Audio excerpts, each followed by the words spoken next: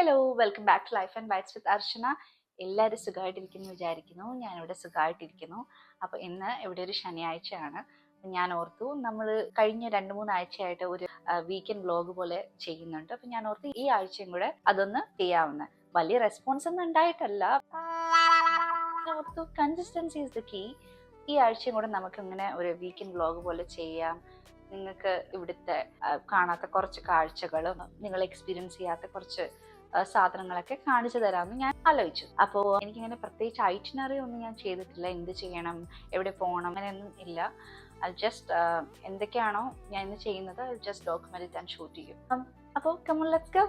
ഇത് ഞാൻ പലപ്പോഴും നിങ്ങളോട് പറഞ്ഞിട്ടുള്ളത്, എത്രയൊക്കെ ഡ്രസ്സ് ചെയ്താലും നമ്മളൊരു ജാക്കറ്റ് ഇടുമ്പം എല്ലാം ശുഭം. സോ അവസാനം ഞങ്ങൾ സിഡ്നിയിൽ പോകാനായിട്ട് തീരുമാനിച്ചിരിക്കുകയാണ്. സിഡ്നിയിൽ നിങ്ങളിത് കേൾക്കുമ്പോൾ ഓസ്ട്രേലിയയിലെ സിഡ്നി അല്ല, വിക്ടോറിയയിലൊരു സിഡ്നി ഉണ്ട്. സോ ഞങ്ങൾ ഫൈനലി ഡിസൈഡ് ചെയ്തു ഇവിടുത്തെ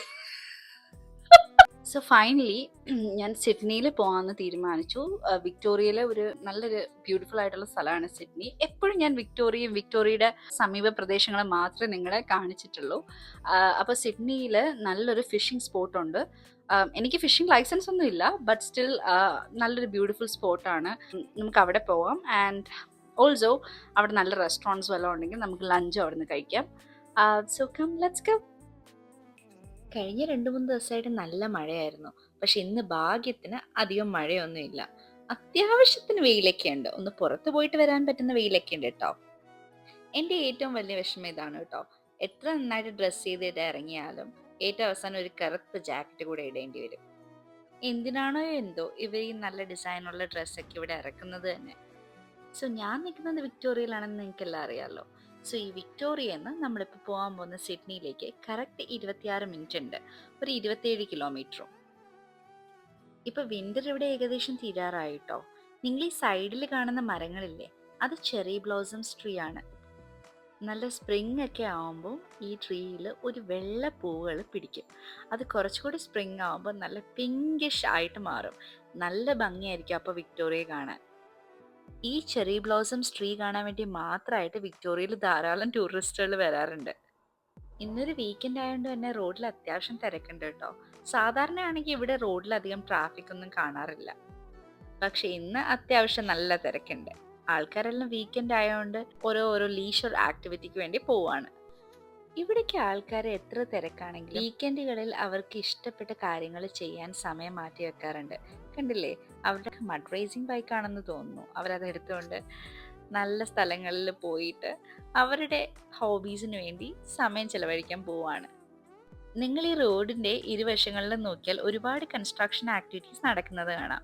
ആൾക്കാർ തമാശയായിട്ട് പറയാറുണ്ട്, കാനഡയിൽ ആകെ 2 സീസൺസേ ഉള്ളൂ, ഒന്ന് വിന്റർ സീസണും ഒന്ന് കൺസ്ട്രക്ഷൻ സീസണും ഒന്ന്. കാരണം ഇവിടെ എപ്പോഴും നല്ല വെതർ ഉണ്ടെങ്കിൽ ഇവിടെ കൺസ്ട്രക്ഷൻ ആയിരിക്കും. കാരണം വിന്ററിൽ ഇവർക്കിത് ചെയ്യാൻ പറ്റത്തില്ല. സോ ബാക്കി എല്ലാ സമയവും ഇവർ ഈ കൺസ്ട്രക്ഷൻ ചെയ്തുകൊണ്ടേ ഇരിക്കും. അതുകൊണ്ടാണ് കേട്ടോ അവരങ്ങനെ പറയുന്നത്.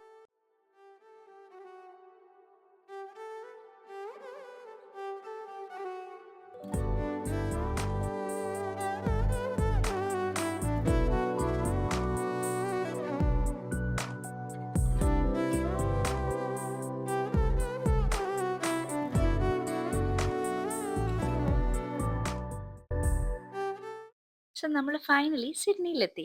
നല്ല ബ്യൂട്ടിഫുൾ വെതറാണ് കേട്ടോ ഇവിടെ. സിഡ്നിയുടെ മറ്റൊരു പ്രത്യേകത എന്ന് പറഞ്ഞാൽ, നിങ്ങൾ ആ പ്രതിമ കാണുന്നില്ലേ, അതേപോലെ ധാരാളം പ്രതിമകൾ അവിടെയൊക്കെ ആയിട്ട് നമുക്ക് കാണാൻ പറ്റും കേട്ടോ. കാരണം സിഡ്നി ഒരു കോസ്റ്റൽ ടൗൺ ആണ്. കടലിനോട് ഒരുപാട് ചേർന്ന് നിൽക്കുന്ന ഒരു ടൗൺ ആണ് സിഡ്നി. അതുകൊണ്ട് തന്നെ പണ്ട് മുതൽക്കേ ഇവിടെയുള്ള ആൾക്കാർ മീൻപിടുത്തത്തിനെയാണ് ഉപജീവന മാർഗമായിട്ട് കണ്ടുകൊണ്ടിരുന്നത്. അപ്പോൾ അതിനെ ഡെപ്പിക്റ്റ് ചെയ്യാൻ വേണ്ടിയിട്ടാണ് ഇവർ ധാരാളം ഇതേപോലത്തെ പ്രതിമകൾ കടലിനെ നോക്കി ഇരിക്കുന്ന പോലെ ചെയ്തു വെച്ചിട്ടുള്ളത്.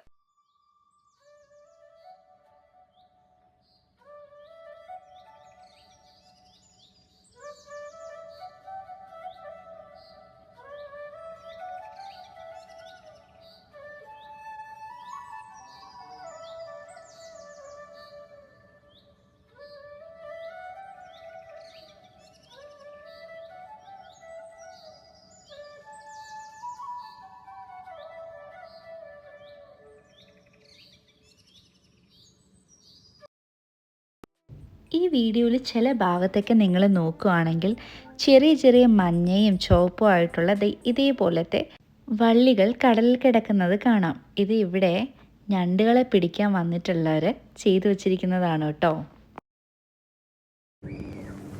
സോ നിങ്ങൾ ആ ഓറഞ്ചും യെല്ലോവും വള്ളി കടലിലോട്ട് ഇട്ടേക്കുന്ന കണ്ടില്ലേ?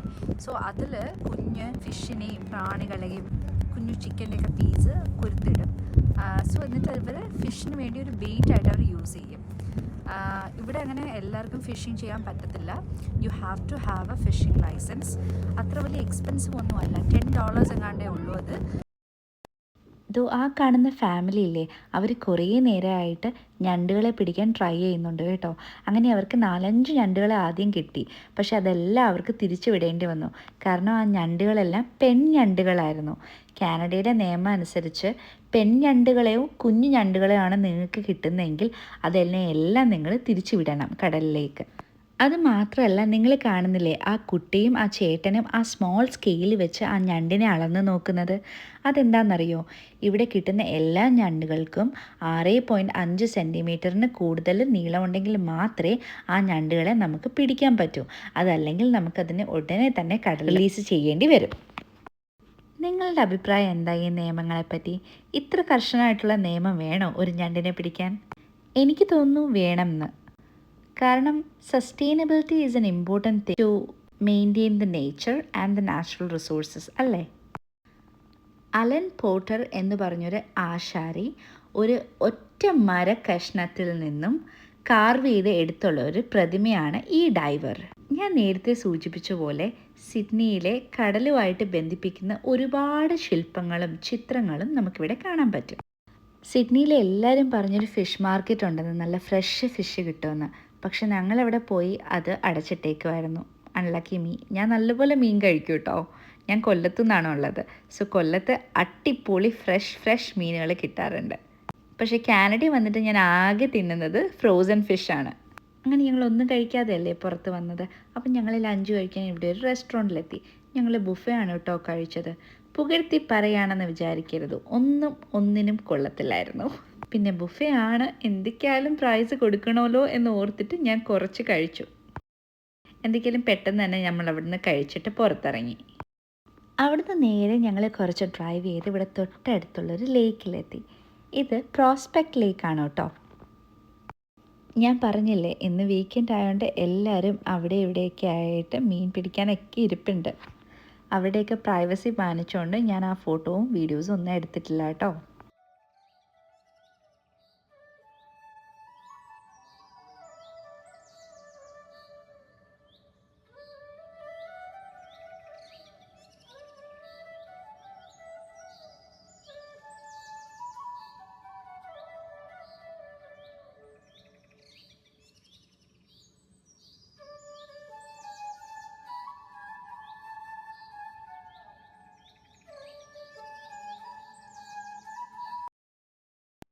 സോ എന്തൊക്കെയായാലും അവിടുന്ന് ഒരു 20 മിനിറ്റ്സേ ഉള്ളായിരുന്നു കേട്ടോ വിക്ടോറിയയിലോട്ട് ഡ്രൈവ്. ഞങ്ങൾ പെട്ടെന്ന് തന്നെ വൈകിട്ട് വീട്ടിലെത്തി. ഉച്ചയ്ക്കത്തെ ഫുഡ് ഒരു ബാക്കി ആയതുകൊണ്ട് കുക്ക് ചെയ്തു, കുളിച്ചു, കഴിച്ചു, കിടന്നു.